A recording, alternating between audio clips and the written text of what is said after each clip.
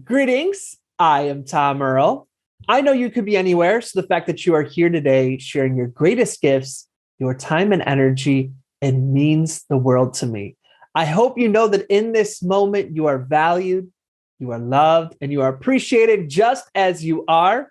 My friends, I have a new series for you. This is called the Listening Deeper or the Re-Listen series. You can call it either one. I know I am.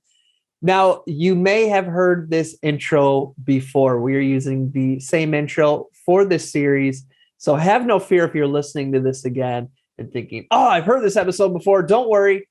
Same great intro, absolutely amazing new podcast. So feel free to hit the skip 30 seconds if you've heard this before. But if this is your first time hearing this, welcome, my friends. What we are presenting to you over these next episodes is really some deeper listenings or some re-listens to some of our most requested, some of our most listened to, some of my favorite episodes that we've done. Now, we have put out over 300 episodes since this has started. That means all the way back to 2016, I've put out one episode a week, every single week without fail since 2016.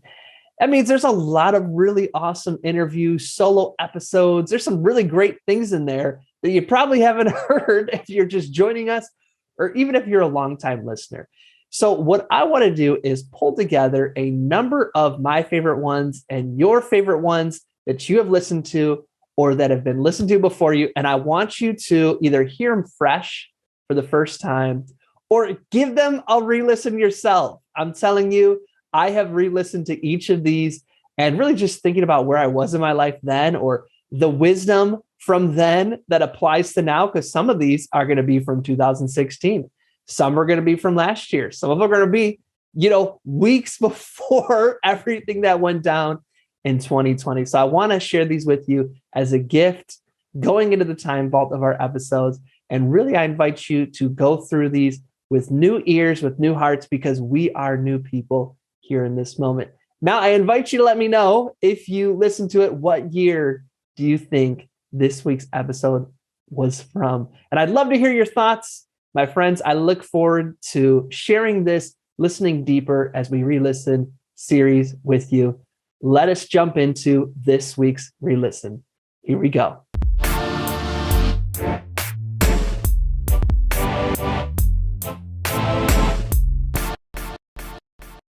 Greetings, I am Tom Earl, and this is my year of adventure.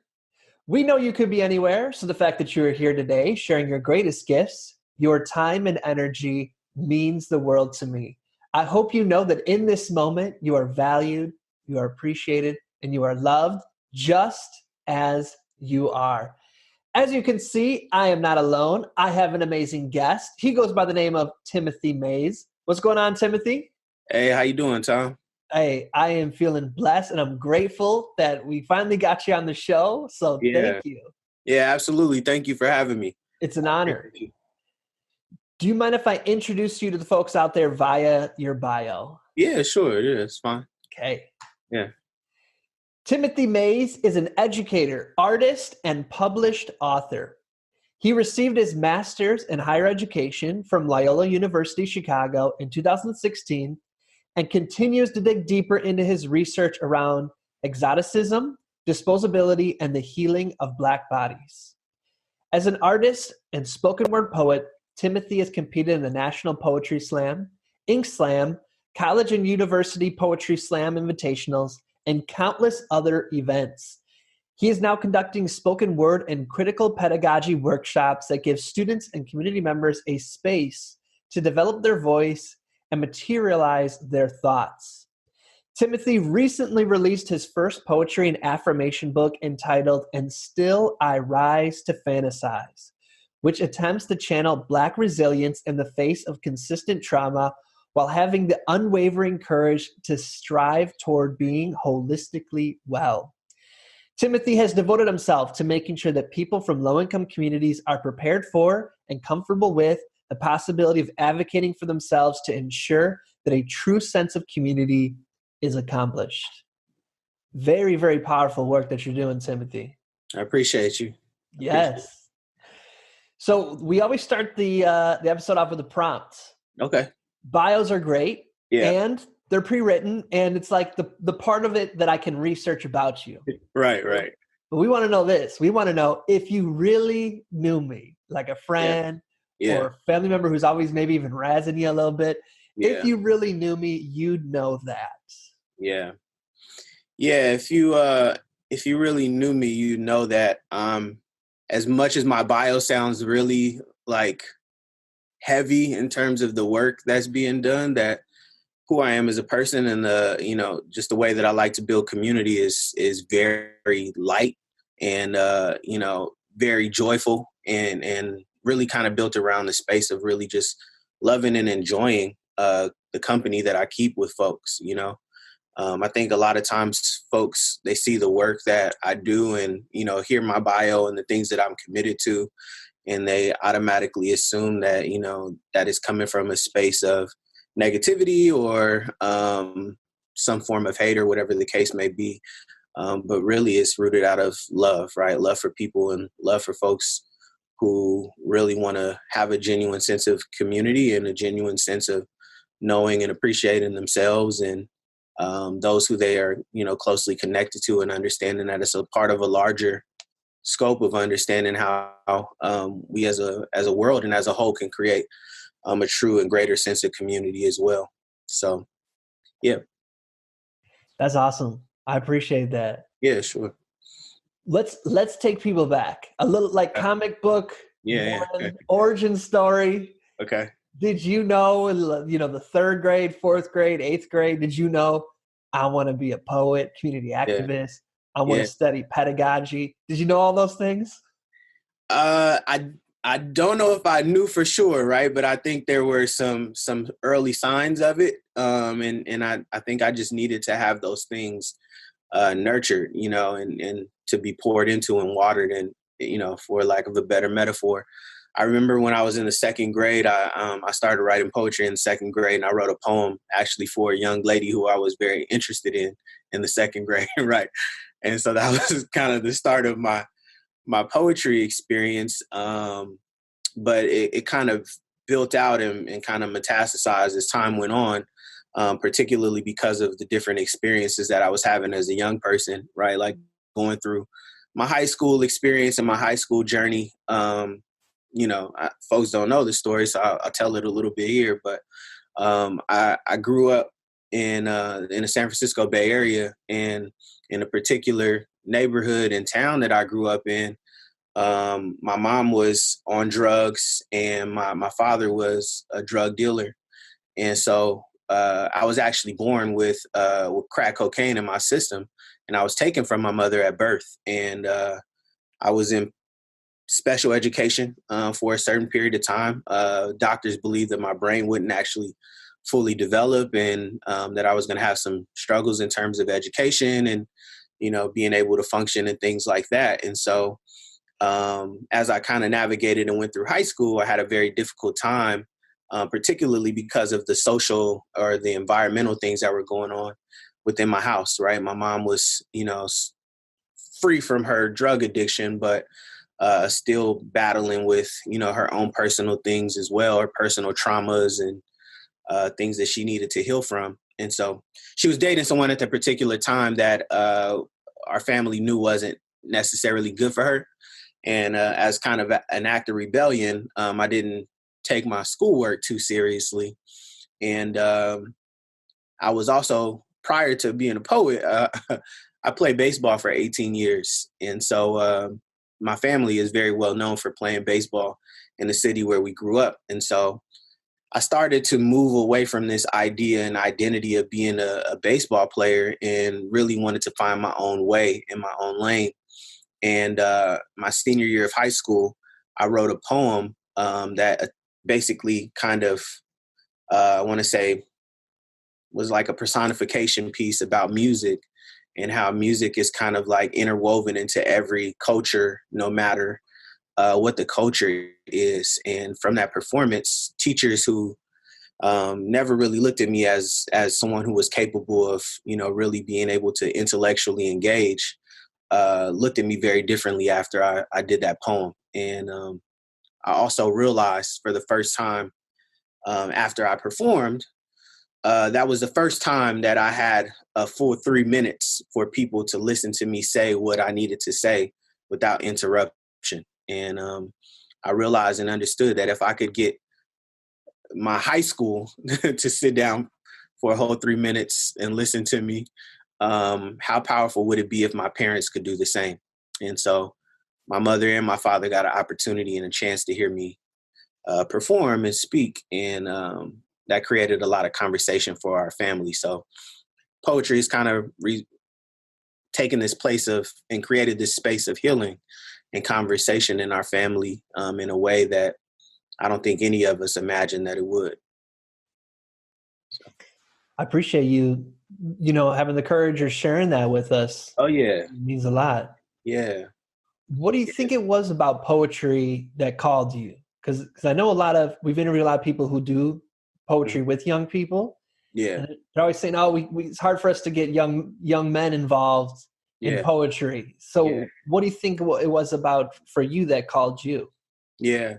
I think it was of course having the space, right? Having the space to share my voice and to let out the things that I had going on inside, and have folks be able to relate and connect to that. As I kind of been mentioning, right? I'm really built and focused on building community, which is a huge part of who I am and just my identity as a whole.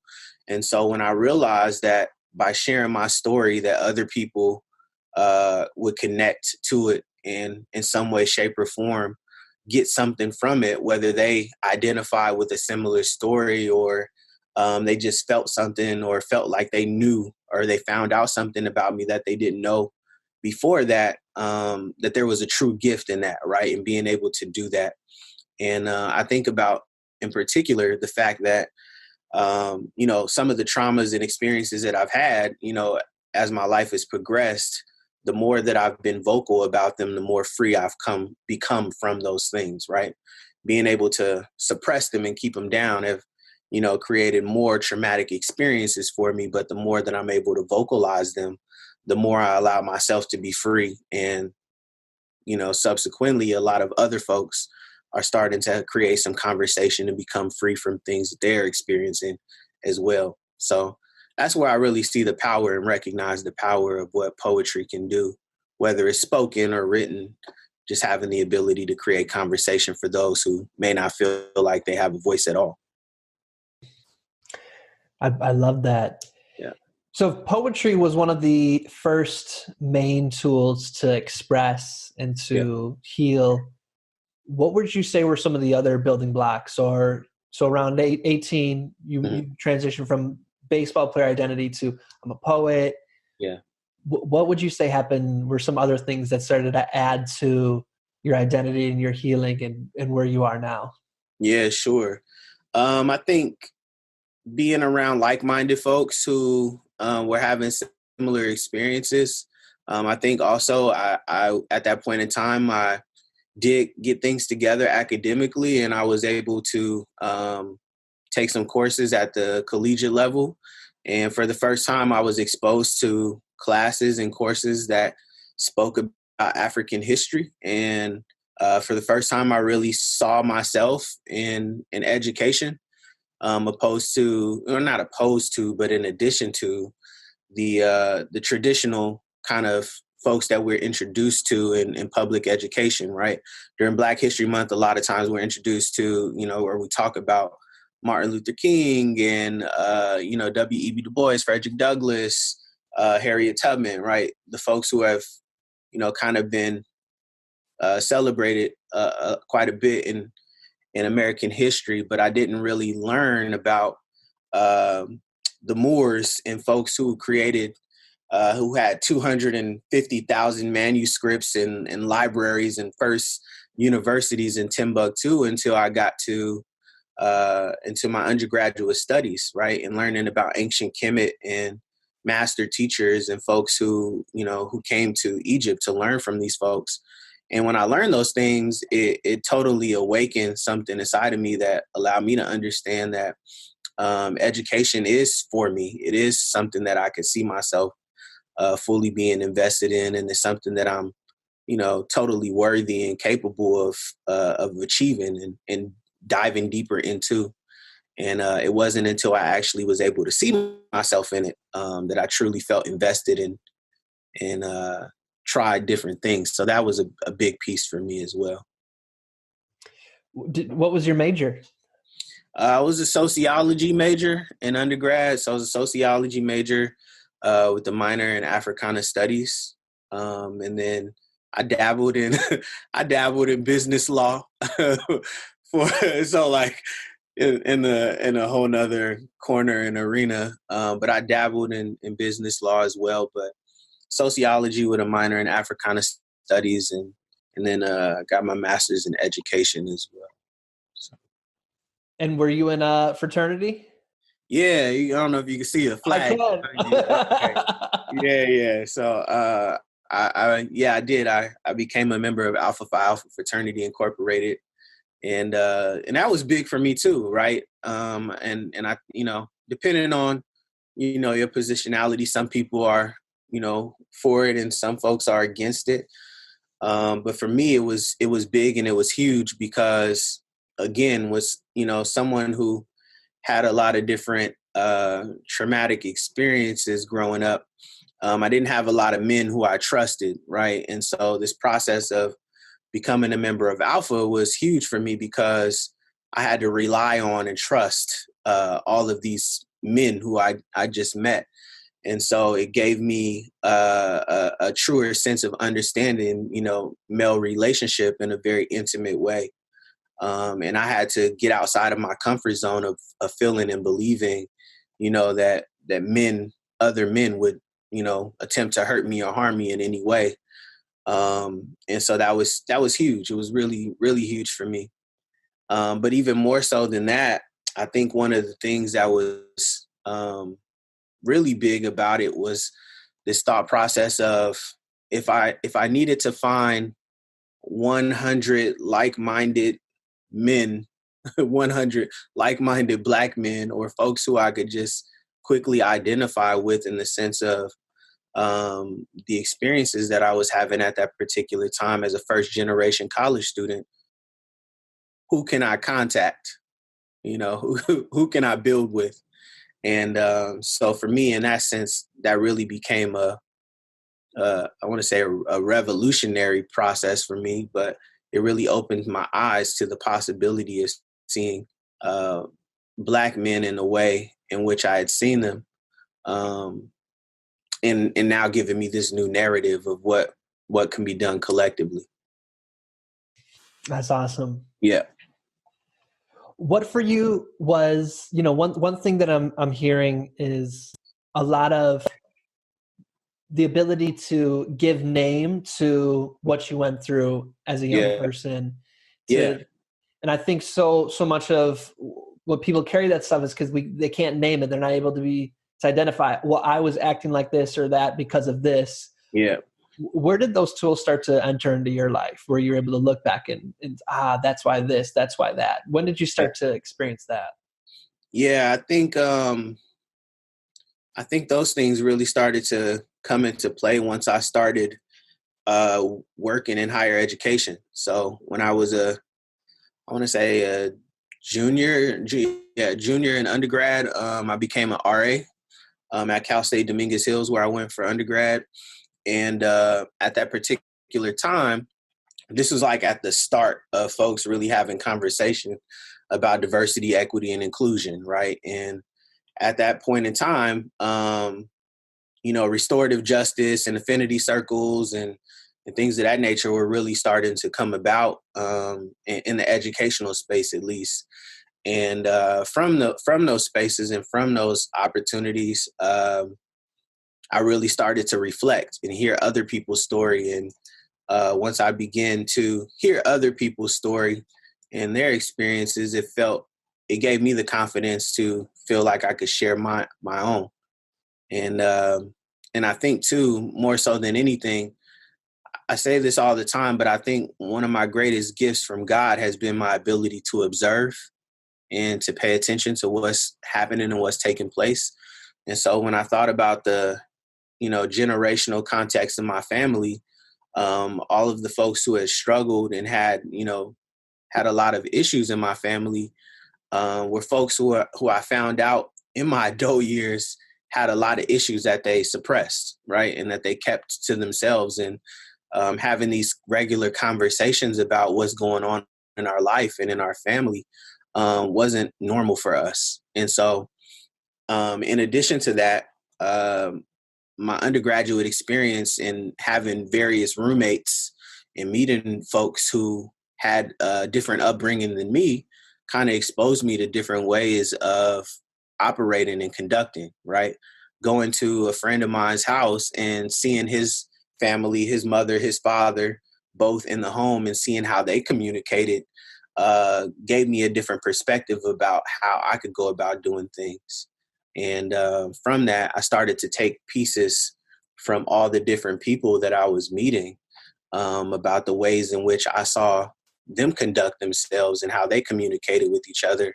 And then I attempted to apply those same things to my life. And so I think that's what's kind of helped me get to this point where I'm able to give name and give voice to it, because I understand that it's bigger than me, right? And again, and the more I say something out loud, and the more that I verbalize it, the more I become free from it, but also give or allow, or hopefully someone else will feel empowered enough to, share their truth and tell their story as well. What would you share with somebody who's listening, who's a man, Mm-hmm. and might be thinking, Tom, here you go again, talking about feelings. Yeah, yeah, Like, men aren't supposed to do that. yeah. Yeah, I would say I think I was in that space too, right? And feeling like, well, men don't necessarily talk about feelings and emotion. And society kind of coaches us and socializes us to speak in a certain kind of way and do certain things and respond a certain kind of way. And I would say, for anybody who would consider themselves to be free, or anybody who would consider themselves to be seeking some form of freedom, I would say having the ability and the autonomy to decide what you want to do with your feelings and emotions is a huge part of what it means to truly be free. Because again, you have all these outside pressures telling you what you can and cannot do, and you're not accessing a full part of who you are. And I think for me, once I got to the point where I realized that a lot of the toxicity and the things that I was experiencing that were negatives were in direct correlation to the fact that I wasn't comfortable with the idea of sharing my emotions, right? If I was dating a young lady and I didn't necessarily like the way that she made me feel, to respond in a negative way or lash out was commonplace. But it would have been a lot more effective. And I learned that it was a lot more effective when I explained and said, hey, that really affected me. That really impacted me when you did X, Y, and Z, right? And the response to it was a lot different because we were able to build off of me recognizing where I was wronged and vice versa. Whereas if I hadn't vocalized that or shared my feelings, I probably wouldn't have gotten to a space where things would have ever been resolved. And it would have created cycles of me constantly having these repetitive issues with folks. And so that was a long version, but but what I would say is there are no limitations on what it means to be a man and what manhood is. You truly can define that for yourself, and I think we truly find the purest essence of who we are as men when we dive into that part of who we are. And I don't think that God, the Creator, has put that inside of us for us to deny it and not experience the fullness of it. And I think the more that you experience it, the more you become in tune with everybody who is around you, because it's a very human experience. I love that. Yeah. You know, Oh, I've let me say this. I'm sorry. Let me go just for say it. this real quick. You asked me earlier, what is it about what is it that I would want folks to know that's outside of my bio?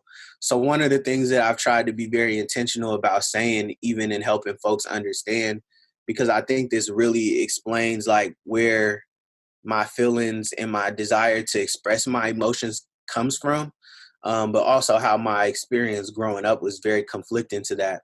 So I've been telling folks, if you really want to understand who I am and where my thought process comes from, and where my heart is really aligned to, um, when I was 6 years old, we moved to Stockton, California to live with my uncle, and we didn't have cable. We didn't have any type of cable services or anything like that. And so every day, myself and my two older siblings, we watched two movies back to back every day. And those two movies were Menace to Society and The Five Heartbeats. So when you think about like who I am and my upbringing, right? We have this very like inner city, low income, poor neighborhood experience of like violence and the struggles and trials and tribulations. But then on the reverse side, you have this movie that's very like joyful in the sense of celebrating music and love and connection. And so I like to explain that and bring that up because that's kind of the duality of my experience and my feelings and where the basis of who I am kind of came from and what I drew from as a young person, I guess. So, yeah. I love that. It brings up a point that I was going to ask. I've had young people share with me or people DM me after an episode and say something to that effect that, like, where you had the duality. So, Tom, Yeah. my life is the more menace to society. Yeah. You can't expect me to be out here talking about my emotions, being Yeah. vulnerable. Yeah. Like, I can't do that. Yeah. What what are the conversations you have? Because I'm sure you've talked with young people about a very similar conversation. What do you share with them when a conversation or question like that comes up? Sure, sure. Yeah, I think a lot of folks feel that way, right? This whole need of like, yeah, my life is very menace to society. And so I have to protect myself and in the environment in order for me to be able to survive. I have to, operate in a particular kind of way. And I totally understand. And I totally get that perspective and that feeling. But I think if possible, if there are times and there are spaces where you are allowing yourself or you are capable of, taking down that guard and being able to experience the fullness of your emotion, then you should, right? For me, I had that the similar experience of the, Minister Society experience growing up. But at the same time, I also had my out from the neighborhood that I was in was there was a local church that used to come by and they would have these youth nights and allow us to kind of come and, fellowship with other young people.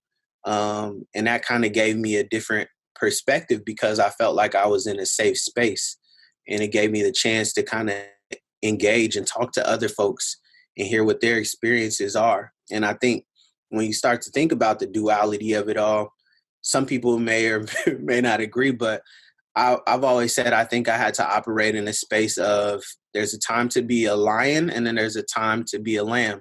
And I think that is in reference to there's times and spaces where you have to protect yourself, but there's also times and spaces where it's okay for you to be nurturing and to be accepting of love and comfort and care, because there's it's necessary to have that balance if you're going to function in different spaces and capacities. My wife challenges me on that a lot, right? This idea of you don't have to be so guarded and protected with me, because I'm hoping that we're facilitating and creating a space where you could truly be comfortable. And I think once you allow yourself to be vulnerable and allow folks to see you in a particular kind of way, you will start to kind of draw in on that same type of energy, and it'll kind of create an environment for you that is supportive of that. So I think that's great for anybody who's working with young people. yeah, I think that's great advice that if you have to be like that in the world, find at least one space where you can let your guard down. You yeah, can be you yeah, and work on those emotions. I love that. yeah, When yeah. did go ahead? I I'm was sorry. no, I was gonna say just quickly. I saw it every day, right in my classroom. Um, and there was a lot of times where young men were struggling, young women as well, struggling to really figure out what it is that they wanted to do and who they wanted to be in the presence of their peers, right?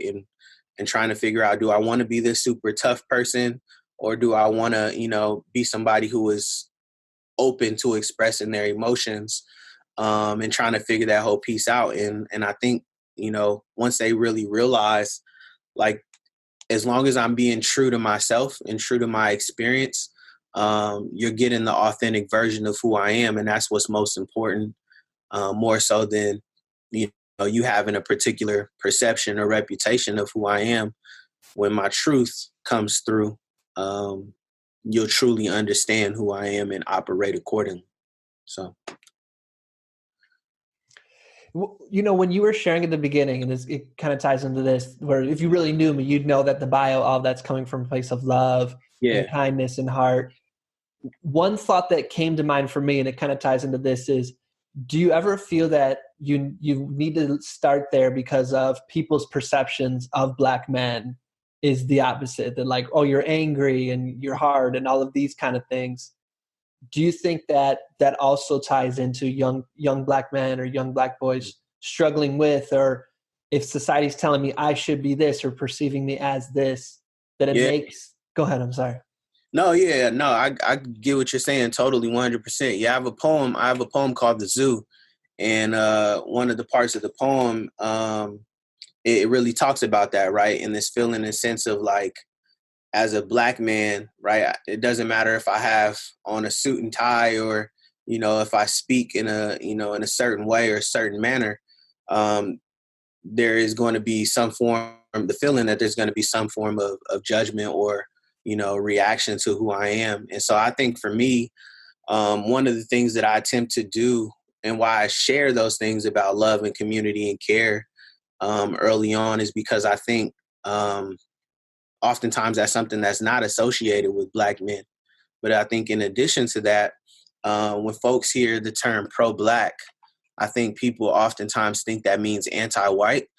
And those things aren't necessarily dichotomous, right? It's not that or this. Like, those things can be standalone. Like, pro-Blackness can be standalone, and it doesn't have to be an existence or an attachment with whiteness in any way. And so, um, I think it's important for people to know, like, this self-love and this care for self is, in radical opposition to anything that anybody would, think otherwise or feel that I shouldn't feel that way. And it's not from a place of feeling like, I'm superior to anyone. But it's saying that if we stand, if we stand side by side, or we stand next to each other, and we radically love ourselves the way that we're supposed to radically love ourselves, we'll be able to radically love each other. But until we get to that space of understanding how we can radically love each other, we won't be able to fully appreciate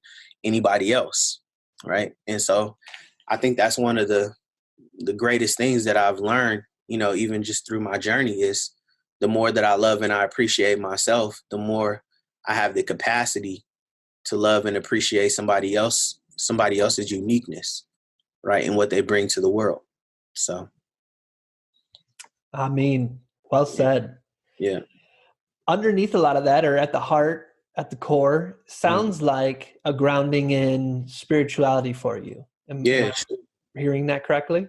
Yeah, sure, sure. Do you want to talk about your relationship? How has your relationship with God changed over the years? What does God mean to you? Religion? Any reflections you want to share on that? Yeah, yeah. I think that's been an interesting journey. And I'm glad you asked me that question, because I actually had a student in my office before we started this interview, And she was explaining to me like, yeah, I think I'm really struggling because I grew up very Christian, and I'm learning in my courses that, you know, there's some things that are kind of conflicting with my Christian identity. And yeah, I think I went through the same point in my life. I grew up Christian, and went to church quite a bit growing up. And as I kind of developed, and kind of got to know myself a bit more, I started to kind of move away from, I want to say, organized Christian beliefs and faith, and the thought process of like, oh, if I go to church every Sunday, or if I read my Bible every day, then I'm a quality Christian. And more so moving into the space of really having authentic relationship and understanding what it is that I know that God has created me to do. And one of the things that I think I've kind of held on to from growing up Christian, I've always strongly identified with the idea of someone sacrificing themselves for others, and also sacrificing themselves for what they believe in. And I think that's one of the things that I had to thoroughly explain to my wife before we got married is, my feelings about community and about Blackness and love for self are very connected to my purpose, and why I believe God put me here. And I don't think those two things are separate. I think the more that you love yourself, and the more that you continue to build and invest in yourself, and the more you continue to build and invest in others and in community, the more you start to reflect and truly exemplify what God has called you to do and called you to be. And so I've kind of moved into that space more so than operating on a daily space of reading my Bible, or adhering to set boundaries about what it is that I should do. So Another thing that I keep hearing come up, and this is something I'm going through as well. I'd love to hear your reflections. How has marriage evolved you as a person, or, improved what's that journey been like for you? Man, yeah. It's funny because when I wasn't married, I spoke in very singular terms. It was like everything was about me, and then like now that I'm married, everything is like, yeah, my wife introduced me to da da da, and if I'm being honest and transparent, that's the thing that I wanted more than anything, was to be married, and to have a relationship with someone who truly allowed me and encouraged me being me, and understood that everything that I am and everything that I'm doing is connected to what God put me here for. And so marriage has been super, super, super dope. And again, yeah, for me, it's something that I've always kind of looked forward to, and hoped that I would have someday. But I also knew and understood that I wasn't necessarily ready for it. I didn't know. I knew I didn't have all the necessary pieces to get into a space to where I would actually be ready for marriage. And what I mean by that, I think a lot of times folks think like, oh, I need to have a car, and I need to have my finances together, and I need to, do this. And we have this very like materialistic, capitalistic like way of thinking of it. But the things that I really needed to get in check was, my need and desire to feel like I had to control somebody, right? Like I needed to be in control of what was taking place, opposed to feeling like we were actually coming together and partnering with one another, to help each other achieve, what God put us here for. And so when I got to that space of really, I want to say retracting myself from the situation and thinking about what would be beneficial to me, and thinking more so about how I could serve her, I really started to realize like, yeah, okay, I can do this. This can happen. But there were some things that I had to address, right? Understanding and knowing that growing up, I didn't necessarily have an example of what it meant to be in a committed relationship. My parents weren't married, and growing up, they weren't married and in very strong committed relationships.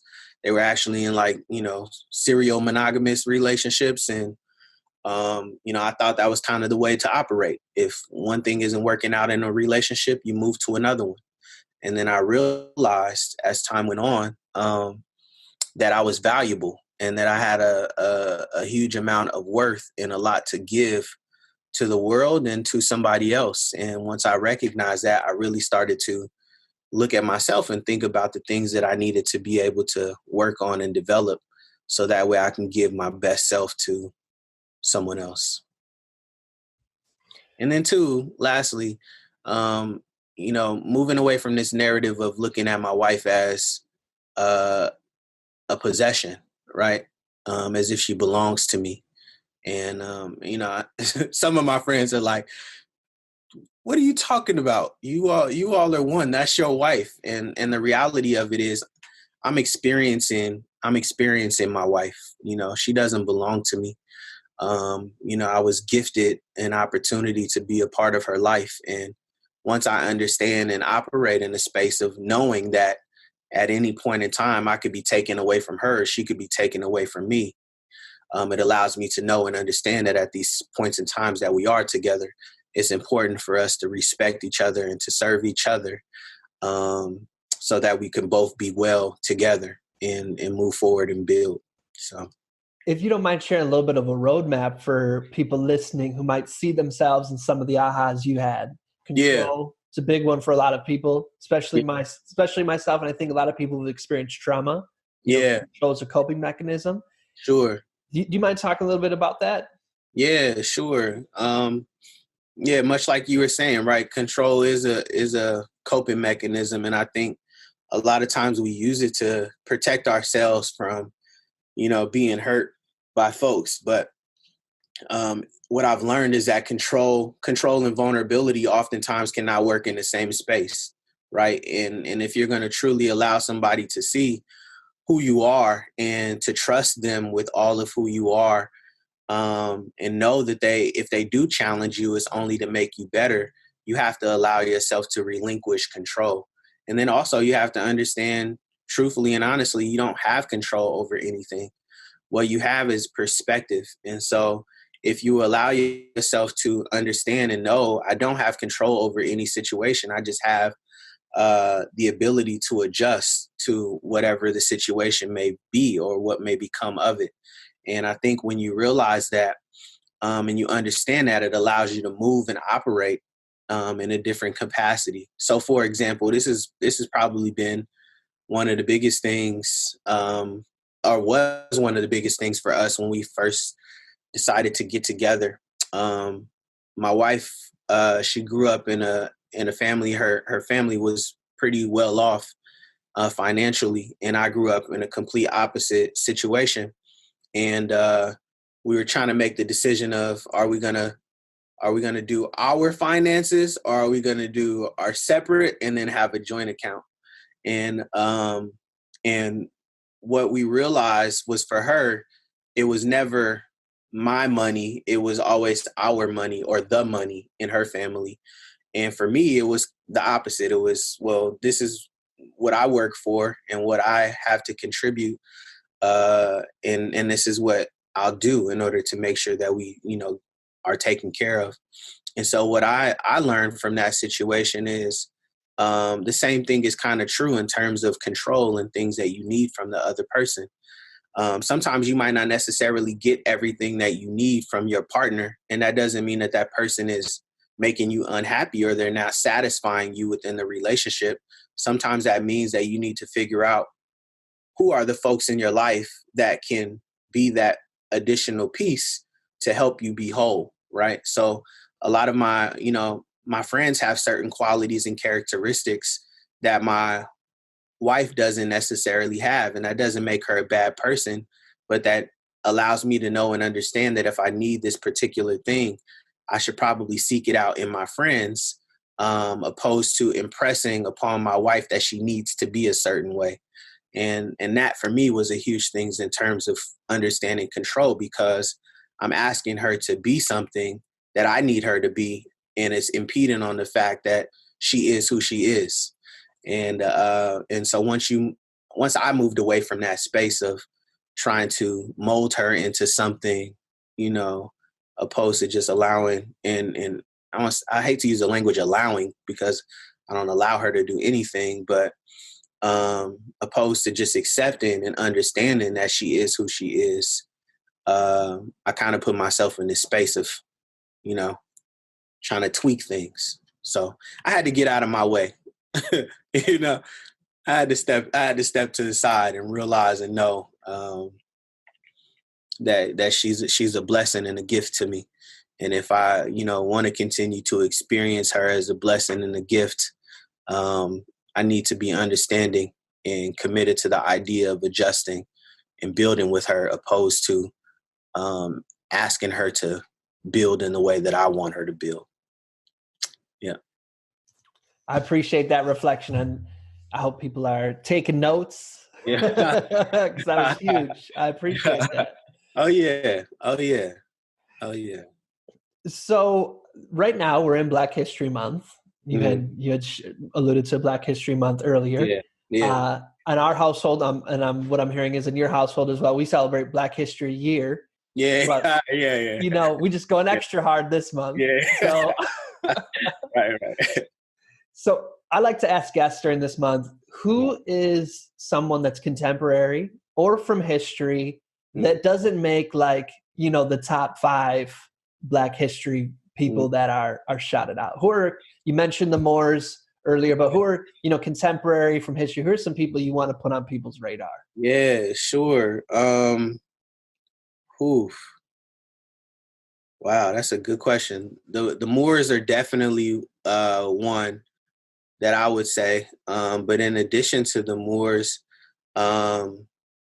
somebody like John Heinrich Clark, Ivan Van Sertima, right? Who wrote a book?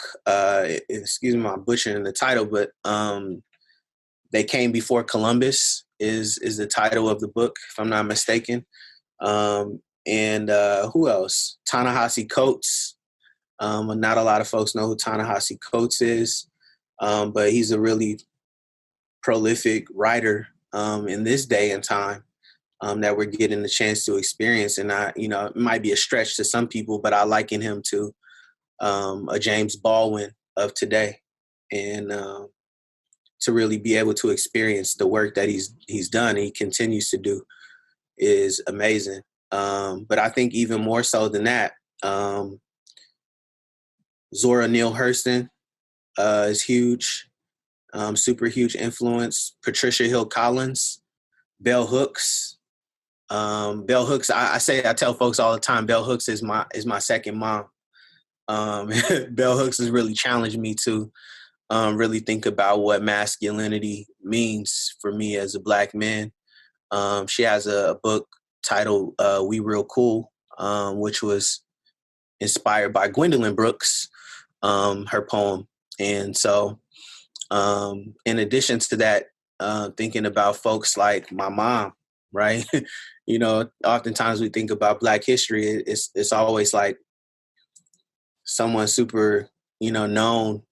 But even just my mom, her story and what she's contributed to my life and the community. One of the things that what I've been saying and I've been kind of vocalizing in my life a lot is I think I'm probably going to move to the stage name Service, right? I'm going to start referring to myself as Service, because at the heart and at the core of who I am, that's what really has been in my life. So my mom and my dad both worked in the capacity of service work. My dad worked for a company called Loaves and Fishes, where they fed those in need. And my mom has been a caregiver for a very long period of time. And so when I think about Black history and a continued legacy, those are the folks who come to mind.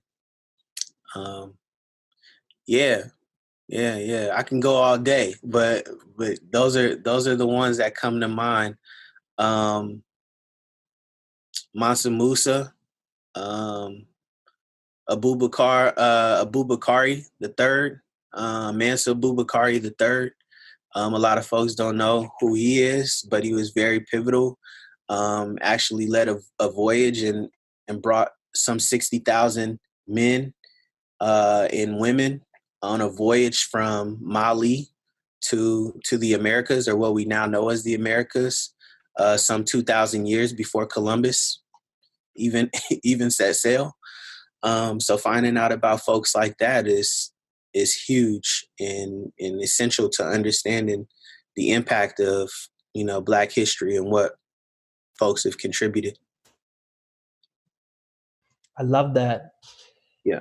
And to carry add on to one thing you were saying, Ivan Van Sertima's Golden Age of the Moors is a good Oh one, in yeah, referencing the yeah, Moors. That's a real good one. yeah, yeah. It was, when I found out about the Moors, that was like huge, and just understanding, their contributions to science and what we understand is now as fashion, and creating the different types of architecture and things that they were invested in, and put time and energy into, and how much mathematics is behind all of that, right? um, Years ago I used to do this thing called love math, particularly because people didn't really love math, and even my students, they were kind of like, Mr. Mays, I'm not really a fan of math. But once you start to understand and know like the history of like, Black and African people who have contributed to mathematics and created a lot of, the foundational mathematics that we know, again, you start to see yourself and believe that you're capable. And so, yeah. I think that was a good clarifying thing because, with kind of the Arab colonization of Northern Sure. Africa, when people think Moors, they think Arab. Yeah. But you're talking about Black Moors. Yeah, 100%, 100%. And yeah, with that history, oftentimes folks, attempt to put an erasure on it, right? And act as if it doesn't exist. And even in present times, and like you said, identify the Moors oftentimes as Arab, and we connect that to Middle Eastern or uh, Asiatic of some sort, and oftentimes not understand and recognize that these men also identified as Africans, and a lot of times migrated from Morocco, and went from Morocco um, into Europe. And so, even with that, folks oftentimes forget that Morocco is in Africa. And so, yeah, we could talk about this all night, man. We could talk about this. I got super deep into the Moors my senior Yeah. year Oh yeah. Okay. of college. Okay. Okay. In the personal development space or business development, so that's a lot of people listening right now. They'll have heard some guru of personal development sometimes say, "You got to burn your boats." They'll hear somebody say that. That's Yeah. a Moorish general Yeah. that did that. Yeah. So, Yeah. It's powerful stuff, man. Powerful. so let's just as we start to conclude, though, you're so intentional about your office.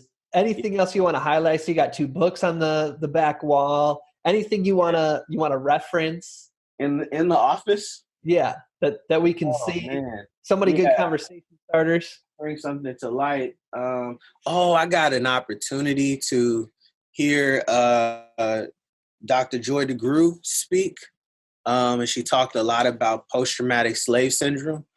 And I had a copy of her book before and got a chance to read it, but I got an additional copy. And it was so powerful, just to hear her talk about the different experiences, in particular talking about traumas, right? And how traumas are handed down from generation to generation in the same way that recipes are handed down from generation to generation. And sometimes we, may not necessarily think that we've, come in contact with or adopted some of these traumas from our parents or our grandparents, but just from being in close proximity and in relationship with them, a lot of times those traumas have been transferred from generation to generation. And I thought that was so powerful because sometimes when, folks have traumas and you've lived with them for so long, you can start to, or you can put yourself or have yourself in a space where you don't even recognize that what you're experiencing in your way of life is problematic for you and for those around you. And so that book is really, really cool. Let me grab it really quick just so folks can see it. I have a whole bookcase over here on the side. And I grabbed two of the books that have been like super important for me in my development. So this is Post-Traumatic Slave Syndrome by Dr. Joy DeGruy. And then the other book that I grabbed was Pedagogy of the Oppressed by Paulo Freire, who's a Brazilian sociologist. And in his work, he talks a lot about education, and in particular, the different ways that people learn. And so he's talking about problem posing method versus banking method, and how education, in a lot of senses of how we've learned it in America and just in the world in general, oftentimes is a teacher who's like spouting out information and you just deposit it in, which is where banking method comes. And he's asking that people try to move into a space of problem posing method where students are teaching the teacher, and teacher is also learning from students. And it's more of a two-way learning experience opposed to a very hierarchical, transfer of knowledge. So two very good books that I enjoyed. I love that. And Yeah. if you don't mind me plugging, Yeah. for folks who are regular listeners or want to take a deep dive, Yeah. Dr. Lidiana Garcia, I did an interview with her a couple of weeks ago. Yeah. She's a psychologist. We did a great talk on intergenerational trauma in the Okay. context of global white supremacy. Okay. So want to Yeah. suggest Yeah. people check that out. And Yeah. then with Lloyd Wilkie, we talked a lot about student-centered learning and Okay. different, facilitation. So if y'all want to check that out, Lloyd Wilkie.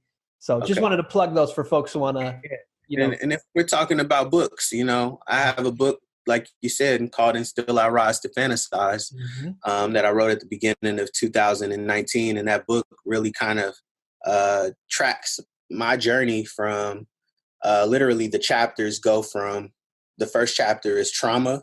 And then the last chapter of the book is transformational self-love. And so it's a poetry and affirmation book. But if you're an educator, or you're just somebody who, wants to, have something to kind of dissect and go through as you're, thinking about your process or helping someone else through their process of healing. I, not just because I wrote it, but I highly encourage you to look into it. Because there are some things, like I said earlier, sometimes poetry and art can create a space for folks to want to talk about, the traumas and the experiences that they've gone through in a way that regular conversation may not be able to create that space. And so, so feel free to check that out as well. Well, I know folks would be sending me hate mail, finding out my address and pushing me over if I didn't say, do you want to share a poem with us? Oh, wow. No pressure. Yeah.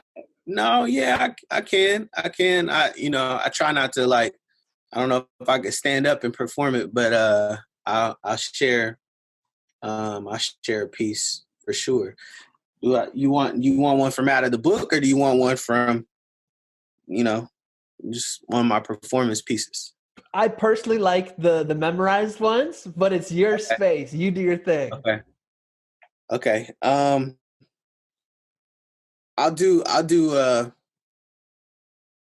memorized one. Okay. And then I'm gonna do it from my seat, if that's okay. I think that's best.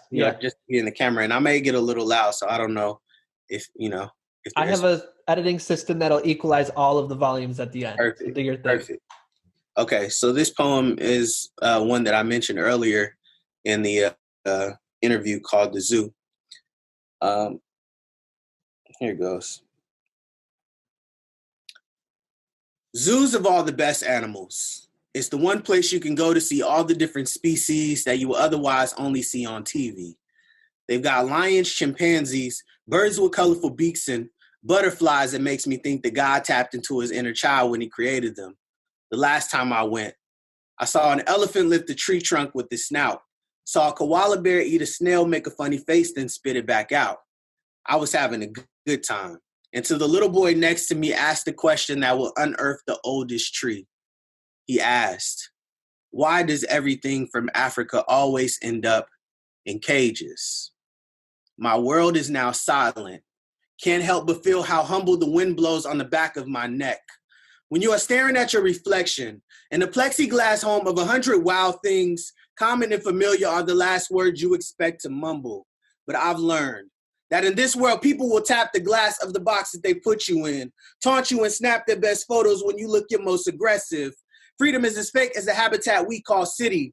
Even being black and non-threatening is a cage of its own. You have to act a certain way, think a certain way, look a certain way, express yourself a certain way, I swear. These days, I find myself on the perimeter of local neighborhood ciphers, trying to quit hip-hop like cigarettes, wishing I could rock on in yes, yes, y'all, but spitting 16 bars, spitting 16 bars, spitting 16 bars, spitting 16 bars, spitting 16 bars sounds counterproductive to my quest for freedom. Sounds like oxymoron, sucking the oxygen out of a gas chamber. Sounds like metaphors behind metal doors. Sounds like similes that make words, zoos, and prisons seem similar. Sounds like I realize I only wear the gifts that look good on me. Sounds like I ain't as free as the animals I've paid to see. And as I stand here on this stage, using an art form that will be associated with my intellect, attempting to look more parrot than pigeon, tell me, do I look more exotic than the other brown boys? Tell me, do I put on a good show? Tell me why it is that we believe that prisons have all the worst people, that it is the one place you can go to see all the different species that you will otherwise only see on TV. They've got murderers, drug dealers, thieves, and innocent men draped in brown layers of guilty, and it makes the rest of the world think that God had nothing to do with our creation. Tell me that this is not true. Tell me that this poem made you think about what it really means to be free. Tell me that I'll make it, since you cannot tell me why everything from Africa always ends up in cages. Yes. Thank you, brother. Appreciate you. That poem brings back memories. Yeah. Oh, man. How long ago was that? How long? That was about 7 years ago? No, not that long. Oh, yeah, it was 2014. Oh, my God. Yeah, it's been a while. Yeah. Wow. Yeah. Well, hey, man, I want to thank you so much. Oh, yeah. I'm glad we've stayed in touch and we made this happen. Yeah, sure enough. I appreciate you. So where can folks reach out to you and tell you how awesome you are, connect with you, community build, all that kind of stuff? Yeah, sure. So if you want to connect with me via social media, you can find me on Facebook under Timothy Mays, TimothyMays. If you want to find me on Instagram, you'll find me under the same at Timothy Mays. And if you want to email me, you can email me at timothy@timothymays.net. So you can also find my book there as well. timothymays.net is my website, my official website, where you can, reach out to me, connect with me, have a host of workshops and things that I lead as well, that are focused around healing and, connection and all that other kind of stuff as well. So please do reach out. I love building community, love connecting with folks, even if it's just to have a conversation. And if there's a way that I could be a support to you and the work that you're doing, please let me know how we can build. Okay, folks, show notes for today, TomMorrell.com/Timothy, TomMorrell.com/Timothy, TomMorrell.com/Timothy. I'll make sure we got the IG, the website, and the email all down there if you were on the go. Timothy, I got 2 last questions for you. Sure. This is my year of adventure. Okay. What does adventure mean to you? What adventure is calling you? Was an adventure you're on or ready to go on? Any Yeah. reflections you have around adventure? Yeah, sure. Yeah, I think adventure is about, trying new things and going into new spaces, right? And allowing yourself to be fully immersed in the process. Sometimes we can be apprehensive about things that, on the surface may seem fearful, but once we get into the feeling in the moment, we realize and understand that, you know, the thing that we thought we would be fearful of was actually the thing that we needed, right? And it expanded our horizon and our thought process about what we were actually capable of. And so, for me, when I think about my adventure and, adventures that I'm being led upon and down at this point in time, I think I'm being led through an adventure of truly building authentic community with folks, and an adventure of allowing myself to create spaces and be a part of spaces where some real, true, authentic community is being shared. Because I think sometimes when we see what's going on in the very, small scope of what news and media shows us about what's going on in the world, sometimes folks can feel that there's reason to be apprehensive about connecting with other folks. And so I think for me, I'm traveling through this journey of still constantly believing in humanity and constantly believing in the goodness of people at the core of who they are. So, yeah. I love that. Yeah. Well, Timothy, I want to thank you so much for taking, time out of your really packed schedule and sharing your gifts, Oh, yeah. your thoughts with us. I'm glad we're a friendship. We're still keeping it on, Yeah. 6-7 years later. So it means a lot to me. Oh, yeah, absolutely, man. And, like I said before, I thank you for, sharing your platform with me and taking this time out of your day as well to really have some true conversation with me. And I can't say enough, I really appreciate it, because I hope, from this, somebody will hear my story and connect with, and some part of it will resonate with them to the point where they feel encouraged to continue on. So proud of you. Keep doing what you're doing. And yeah, man, I see big things. So I'm excited for you. I appreciate that. God Yeah. willing, inshallah. Yeah. Okay, our closing ritual Hmm. is for you to share an invitation with those who are listening. So an invitation for them to consider, to evolve into, to look Hmm. to. What is your invitation? Yeah. Um, yeah, I invite you to join me on the adventure, right? of continually believing and hoping, in the good of folks, and understanding that, at the essence of who people are, what they really want is community and love, and to be able to build with folks. So I invite you to come with me on the journey of continually building with folks, and challenging yourself to get out of the way of yourself, so that way that you can truly experience love, care, and appreciation the way that you deserve. Well said. Well said. Thank you once again, Timothy. I appreciate it. Thank you. I want to thank you for listening to this week's Deeper Listening, Re-Listening series. I don't know how many more times I can squeeze in the word listening into this sentence. Want to thank you, as I shared in the beginning, for sharing your time and energy listening to this entire episode. As I said at the beginning, I'd love to know, do you know what year this episode was recorded in? And I'd love to know what stuck out to you, what moved you, what questions do you have? And if you have any suggestions for what you'd like future topics to cover or future guests we should feature. My friends, I look forward to you joining us again next week for a new episode in our Re-Listen series. And as always, I'm wishing you peace and blessings. Thank you. One more thing. I'd love to continue the conversation. Feel free to join me at tomearl.com/join. Subscribe below, or let's connect on social media. Tom Earl Artist. Thanks again for watching.